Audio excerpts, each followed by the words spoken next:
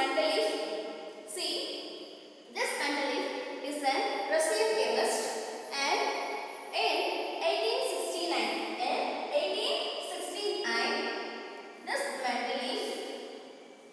this Mendeleev arranged the elements. See, at that time, only 63 elements were known. At that time, only 63 elements were known. So, when he started his work, at that time, only 63 elements were known. With the help of the 63 elements, he arranged the elements on the basis of similar in both physical as well as chemical properties. And generally, Mendeleev arranged the elements on the basis of two basic things. That is, one is he arranged the elements in the basis of increasing atomic masses.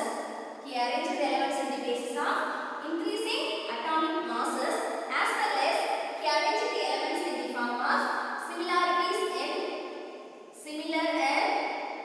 their properties. Similar in their properties. So he arranged on the basis of two things. That is, he arranged all the elements on the basis of increasing atomic masses, as well as he arranged the elements in the similar in their physical as well as chemical properties. For this, arranging this in similar property, he took, that is, two properties chemically, that is oxides and hydrates. Based on oxides and hydrates, he arranged the elements in the order of similar in their properties. See, why he chose oxides and hydrates means because oxygen and hydrogen generally reacts with other elements very reactively to form more elements. So that's why he arranged the elements based on their oxides as well as hydrates formula. So in his periodic table, in Mendeleev's periodic table, he arranged on the basis of atomic masses as well as similar in their properties. So in his periodic table, he arranged like horizontal rows as well as vertical columns. He arranged the elements on the basis of horizontal rows as well as vertical columns. See, horizontal rows are called periods. Vertical columns are called groups. Horizontal rows are called periods. Vertical columns are called groups. So, he arranged the elements in the order of increasing atomic masses. See, at that time, how he arranged the elements means, see, I said to you that 63 elements were known at that time. So, with the help of this then known elements, he took 63 cards. He took 63 cards. On the cards, that is, he has written like the properties.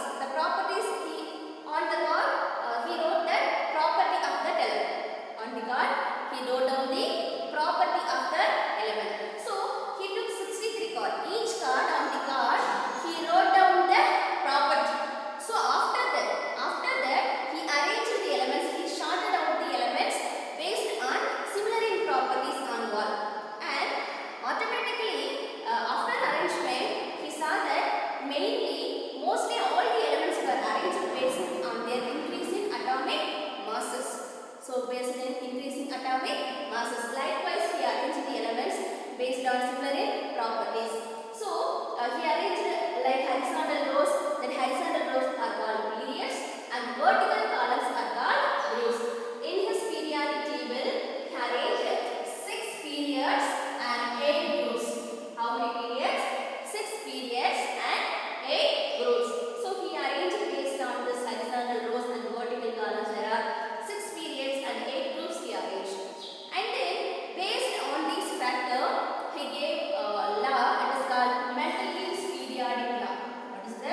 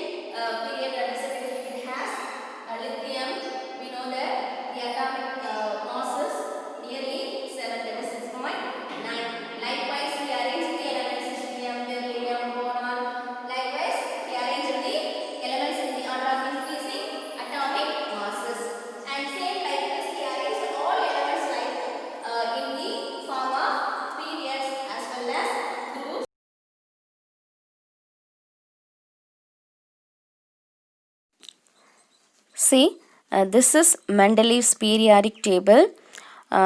This is in your book page number 83. So see to this later. And in this periodic table, see, Mendeleev arranged the elements in the order of increasing atomic masses.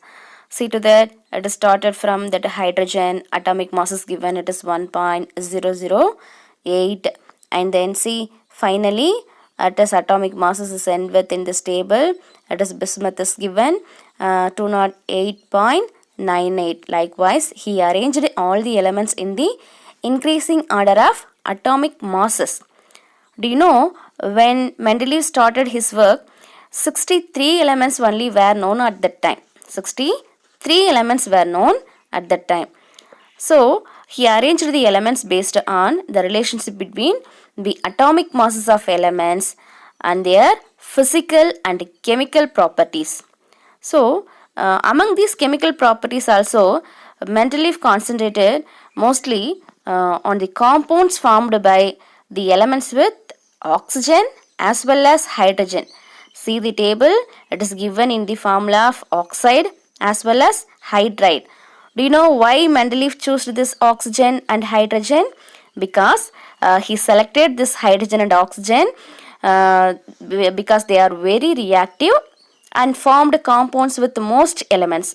We know very well this hydrogen and oxygen are mostly react with other elements to form many compounds. That's why he took the elements based on oxides as well as hydrides, and the formula of hydrides and oxides formed by element were treated as one of the basic property of an element for its classification. So at that time he took 63 elements, so he took 63 cards, and on each card he wrote down the properties of one element.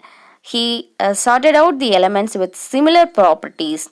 Then he pinned the cards together on wall. Then only he observed that most of the elements got a place in a periodic table, and also that elements were arranged in the order of their increasing atomic masses. So only Mendeleev arranged this periodic table on the basis of increasing order of atomic masses and also on the basis of similar in physical and chemical properties. So based on this, Mendeleev gave one law that is called Mendeleev's periodic law. On this basis, Mendeleev formulated a periodic law. That law is called Mendeleev's periodic law. So about this we will discuss now. Before that, you will see to this one more table. It is given here. Listen. See, in this table, Mendeleev left some gaps. Do you see? This is white. That gaps are called. It is for newly discovered elements. Mendeleev left some gaps in his table. This is Mendeleev's periodic table. He left some gaps in this periodic table.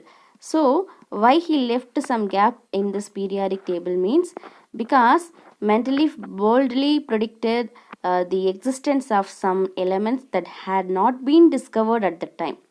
Because he boldly predicted the existence of some elements that had not been discovered at that time.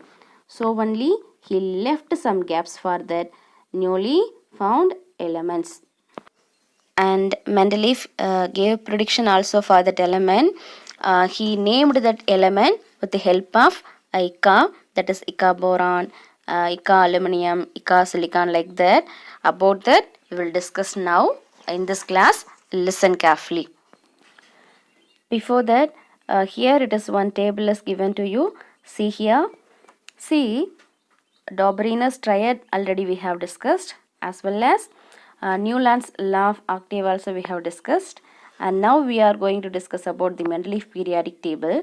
See, in this table it is given Dobrynin's triad as well as Mendeleev, the known and also unknown elements. See here that blue color, one color is given. In that color is meant for it is unknown elements of Mendeleev's periodic table. At that time, Mendeleev left some gaps for this element. These are unknown elements. And see, some that is square lines is given to you, that is for lithium, sodium, potassium, same like this, calcium, strontium, barium, as well as we have already discussed about chlorine, bromine, iodine, sulfur, selenium, tellurium.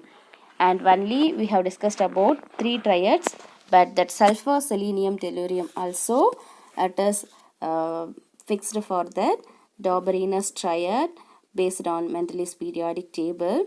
And then see here, as well as remaining elements are, except that blue line and then the dotted line, remaining lines are known to Mendeleev.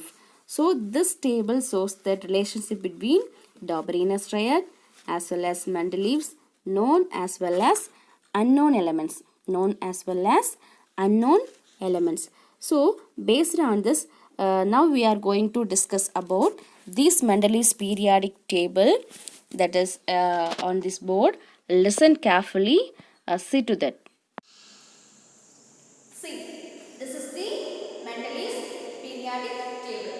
See here, he arranged the periodic table that is on the basis of horizontal rows as well as vertical columns. Horizontal rows are called periods, that is vertical columns are called groups. See here, how many horizontal rows? That is 6. How many vertical columns? That is 8. So 8 periods and 6 periods and 8 groups are there. 6 periods and 8 groups are there in Mendeleev's periodic table.